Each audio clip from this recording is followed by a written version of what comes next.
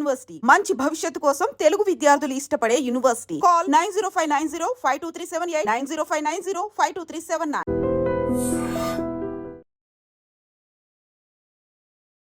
నమస్కారం, welcome to I dream. ధర్మ మార్గం విత్ విజిత కార్యక్రమానికి స్వాగతం.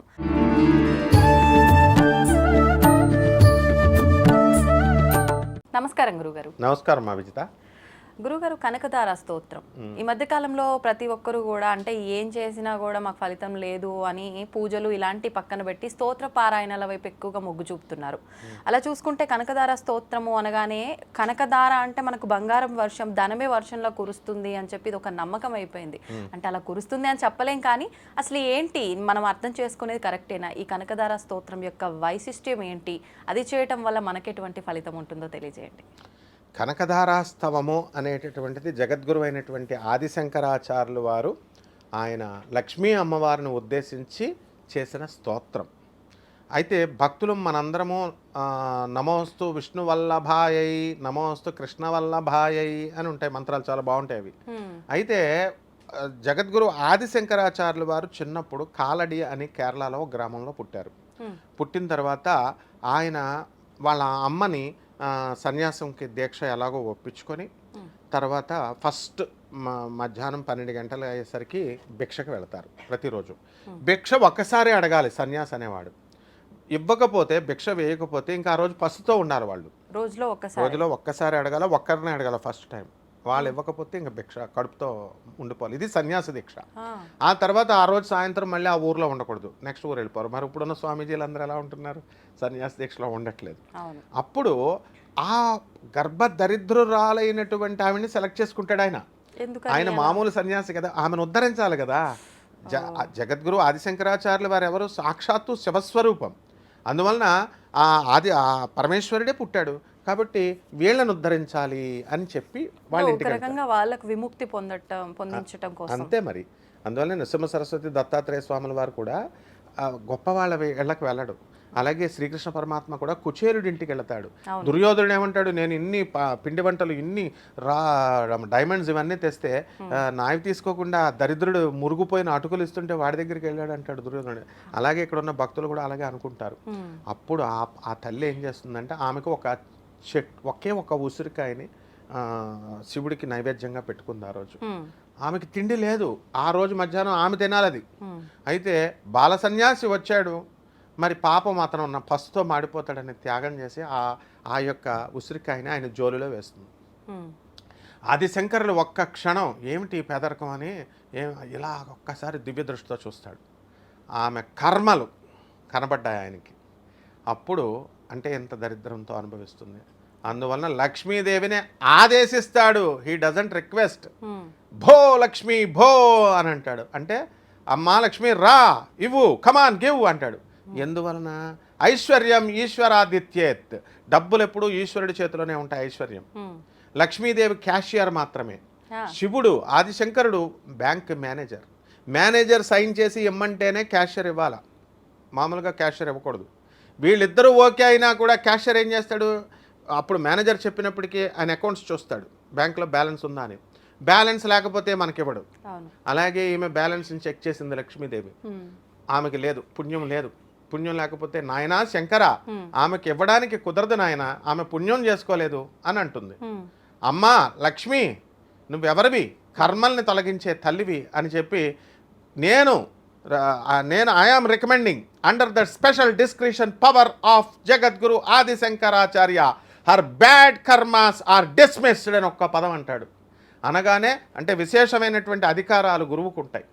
ఆ గురువు యొక్క ఆదేశంతో మొత్తం ఆమె కర్మలన్నీ వ్యానిష్ అయిపోయినాయి, మాయమైపోగానే అప్పుడు మహాలక్ష్మి ఎస్ నాయన, నౌ షీ డిజర్వ్స్, నేను ఇస్తాను అని చెప్పేసి ఈ యొక్క బంగారు ఉసిరికాయలు కురిపించేసింది. ఇది నగ్న సత్యం అని చెప్పడానికి షిరిడి సాయినాథుడు ఏ విధంగా అయితే లక్ష్మీబాయికి 9 నాణాలు ఇచ్చాడో, రూపాయి బిళ్ళలు, నవవిధ భక్తులకి ప్రతిరూపాలుగా, అలాగే 9 బంగారపు ఉసిరికాయలు ఇప్పటికీ కూడా ఉన్నాయి. ఎక్కడ? కాలడి ఆదిశంకర ఆశ్రమంలో ఉన్నాయి. కాబట్టి ఆ అమ్మ వాళ్ళ వంశీకులు ఇంకా ఉన్నారు, ఆ అమ్మాయి వంశీకులు. కాబట్టి ఇది చరిత్ర, not an epic, not a cock and bull story. ఇది ఫస్ట్ పాయింట్. సెకండ్ పాయింట్ ఏంటంటే ఇక్కడ మనం నేర్చుకోవాల్సింది ఈ సంఘటన ద్వారా గురువు అనేటటువంటి వాడు కర్మల్ని తొలగించే శక్తి ఉంటుంది. ఇప్పుడు అందరూ పూజలు హోమాలు చేస్తున్నారు రెమెడీస్ కోసం, వాళ్ళకి దేవత వచ్చి ఇవ్వడు. దేవత హీ డజంట్ ఇంటర్ఫియర్. దేవుడు ఎప్పుడు ఇంటర్ఫియర్ అవ్వడు. నేను కృష్ణుడు చెప్పాడు, నాకు ఎవరి మీద ద్వేషం లేదు, ఎవరి మీద నాకు కోపం లేదు, నేను పక్షపాతిని నిష్పక్షపాతంగా ఉంటానన్నాడు. But who then interferes? గురువు ఇంటర్ఫియర్ అవుతాడు. ఆ గురువే ఆదిశంకరుడు, ఆ గురువే శ్రీకృష్ణుడు, ఆ గురువే దత్తాత్రేయ స్వాముల వారు. అందువలన ఆ యజ్ఞం చేసినటువంటి ఫలితాన్ని గురువు తీసుకొచ్చి ఫలితాన్ని ఇస్తాడు. అందుకే గురువు ద్వారా మంత్రోపదేశం చేసుకోమని అంటారు, అది అర్థం అందులో. కాబట్టి ఆ అమ్మాయికి జగద్గురువు అయినటువంటి ఆదిశంకరాచార్యులు కర్మాన్ని తొలగిస్తాడు. అందువల్లనే మనందరం కూడా ఎప్పుడు శంకరా పాహిమాం శారదా రక్షమాం అని అడిగినప్పుడు, ఈ కనకదారాస్తవాన్ని చదివినప్పుడు ఉసిరికాయలు గ్యారంటీగా కురుస్తాయమ్మా. నేను ప్రాక్టికల్గా చెప్తున్నాను. నేను చాలామందిని చూశాను. ఒక ఆవిడ 3 సంవత్సరాలు, నేను మా అమ్మగారు అత్యంత పేదరికంలో ఉన్నప్పుడు మేము చదివితే మాకు ఎక్కడి నుంచి వచ్చినాయో డబ్బులు వచ్చినాయి సార్ మాయలాగా. అంటే నిజమమ్మా, అది అమ్మవారు ఇచ్చిందే అన్న. ఎవరి విషయంలో జరిగింది? ఒక ఆమె విషయంలో ఆమె వాళ్ళ అమ్మగారు నమ్మకంతో కనకదారాస్తవం 3 years కంటిన్యూస్గా చేస్తే 3 yearsలో కూడా వాళ్ళకి కావలసినంత డబ్బు వచ్చిందంట. అలా ఎన్నో ఎగ్జాంపుల్స్ ఉన్నాయి. కొబ్బరి బొండంలోకి ఎలాగైతే నీళ్లు లోపలికి వచ్చేస్తాయో ఆ విధంగా ఐశ్వర్యం వచ్చేటప్పుడు వస్తుంది. ఐశ్వర్యం పోయేటప్పుడు ఎలాగైతే ఒక వెలగ పండు ఉంటుంది, ఆ వెలగ పండుని ఏనుగు రెట్ట వేసినప్పుడు మింగుతుంది తొండంతో. రెట్ట వేసినప్పుడు వచ్చి క్రింద పడిపోయినప్పుడు రెట్టలో ఆ వెలగ పండును మనం తీసి ఇలా పగలగొడితే అందులో గుంజు మాయమవుతుంది. డిప్పలాగే ఉంటుంది. మళ్ళీ కరిమింగిన వెలగ పండు అంటాం, అందుకనే దరిద్ర దేవతను పోల్చేటప్పుడు. కాబట్టి ఈ గురువు అనేటటువంటి వాడు కర్మను తొలగిస్తాడు. కాబట్టి ఖచ్చితంగా అందరూ నమ్మకంతో ఈ కనకదారాస్తవాన్ని చేసుకోవాలి. ఇది మూఢనమ్మకం కాదు.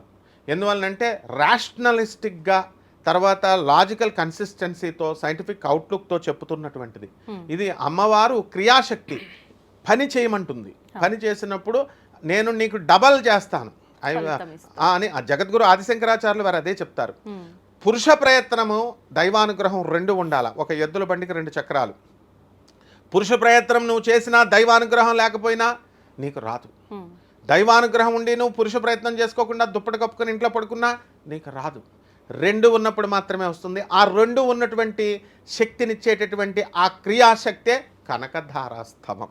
అందువలన చాలామంది చేశామండి, మాకు రాలేదండి ఫలితాలు అంటే మనలో లోపమే తప్ప అమ్మవారిలో లోపం కాదు, ఆ స్తోత్రంలో లోపం కాదు, దాన్ని రాసినటువంటి జగద్గురువైనటువంటి ఆదిశంకరాచార్యుల లోపం కాదు. ఎలా చేయాలండి ఇంతకీ స్తోత్ర పారాయణం? శుభ్రంగా స్నానం చేయడం, శుభ్ర వస్త్రాలు ధరించుకోవడం, ప్రత్యేక నియమాలు ఏమీ లేవు.